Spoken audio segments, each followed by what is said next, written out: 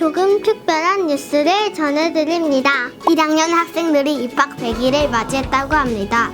그 현장 속으로 들어가 볼까요?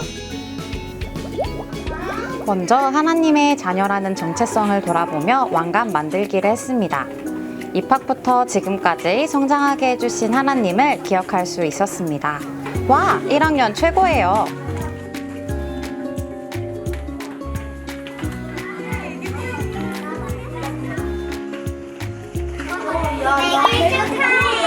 너도 100일 축하해. 100일 축하해. 이어서 100일간의 일상을 돌아보며 100가지 감사를 적었습니다. 과연 1학년 학생들은 어떤 감사의 제목을 적었을까요? 친구들이 재밌어서 감사합니다. 우리 학교를 다닐 수 있어서 감사합니다. 하나님과 말을 나눌 수 있는 기도실을 주셔서 감사해요. 대한민국에 살게 해주셔서 감사합니다.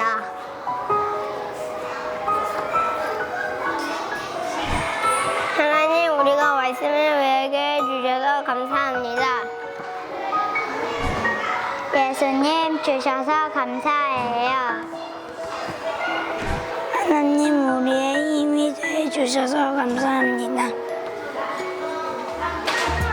마지막으로 1부터 100까지 숫자를 영어로 말해보고 100개의 과자를 실에 깨어 기념 목걸이를 만들어 보았습니다.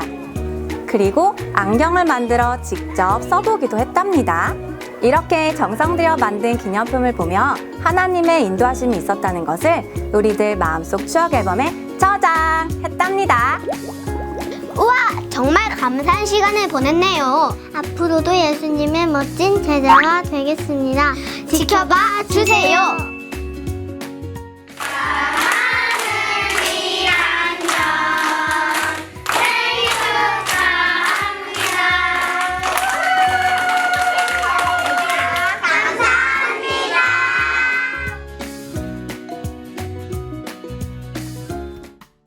학사 일정을 안내해 드립니다. 오늘부터 2학기 방과 후 수업이 시작됩니다.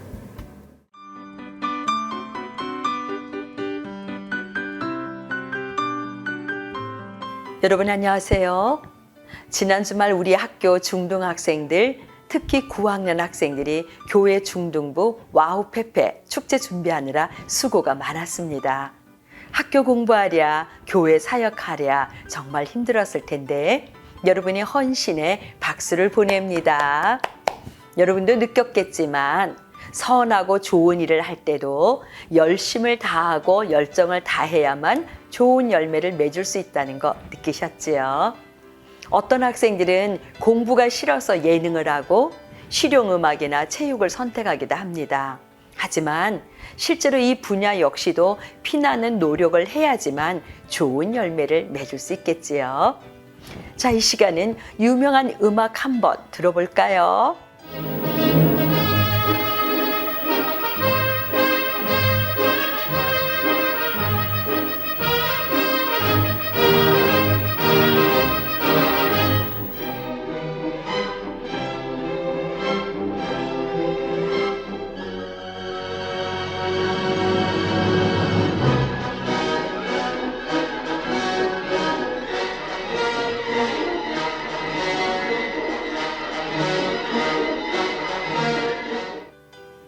이 장면은 세계적인 지휘자 토스카니니가 연주한 오케스트라단입니다. 토스카니니의 모습이 부럽다고요. 이렇게 세계적인 지휘자가 되는 것은 그냥 행운이었을까요? 아니면 어떤 비결이 있었는지 한번 볼까요? 토스카니니는 1867년 이탈리아에서 태어났습니다. 어린 시절 집이 매우 가난했고 토스카니니는 몸이 허약했어요. 그런데 특별히 눈, 시력이 좋지 않았습니다. 하지만 어릴 때부터 음악에는 탁월한 재능을 인정받았고 9살 나이에 국립음악원으로부터 입학 초대를 받았어요. 하지만 부모들은 돈이 없다고 반대했지요. 음악원은 토스카니니를 장학생으로 뽑고 그를 받아주었습니다. 그는 첼로와 작곡을 공부할 수 있었지요. 9년간의 수업을 통해서 첼로와 작곡, 피아노에서 모두 최고 점수를 받고 졸업했습니다. 그리고 마침내 오페라 악단에서 첼로 연주자가 되어서 연주를 하게 되었지요. 그런데 정말 가슴 아픈 일은 그의 눈 시력은 점점 나빠져서 연주할 때 악보를 제대로 볼 수 없게 된 것이에요. 이제 토스카니니는 낙심하고 포기해야만 할까요? 아니에요. 그는 포기하지 않고 오히려 다른 사람들보다 더 많은 노력을 했지요. 그래서 악보를 모두 다 암기해 버렸습니다. 어느 누구도 그를 실력 없다고, 틀렸다고 비난할 수 없게 만들었지요. 이렇게 악보를 제대로 볼 수 없는 토스카니니가 지휘자가 될 수 있었던 이유가 뭘까요? 그 또한 커다란 한 사건의 현장에서 벌어진 기적 같은 일 때문이었어요.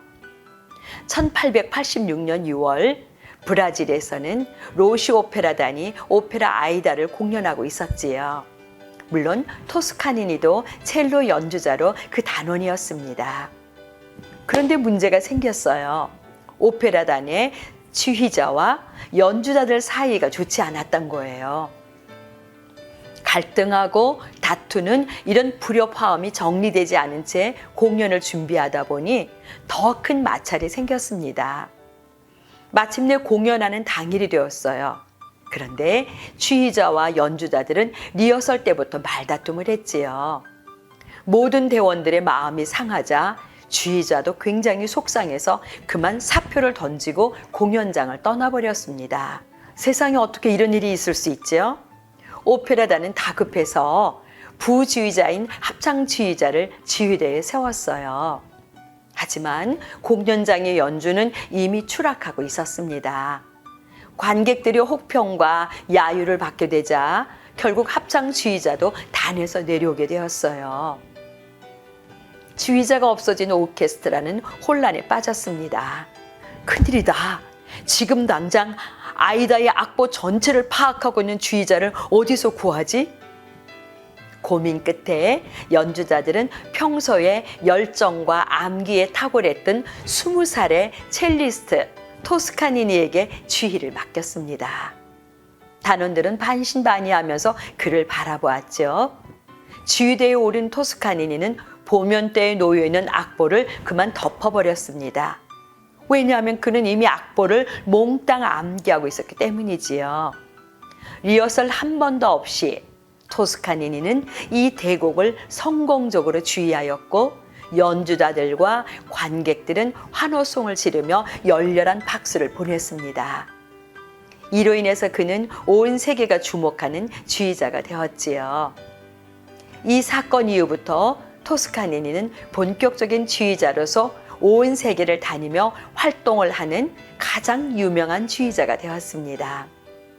여러분, 기적 같은 일이지요? 사실 토스카니니가 이룬 기적은 한순간의 행운이 아니었습니다. 그는 평소에도 악기 파트별로 따로 악보를 모두 외워서 옮겨 적을 수 있을 정도로 열심과 열정을 다했다고 해요. 그리고 악보를 받아들면 자신이 만족할 때까지 지독하게 반복해서 연습을 했다고 합니다.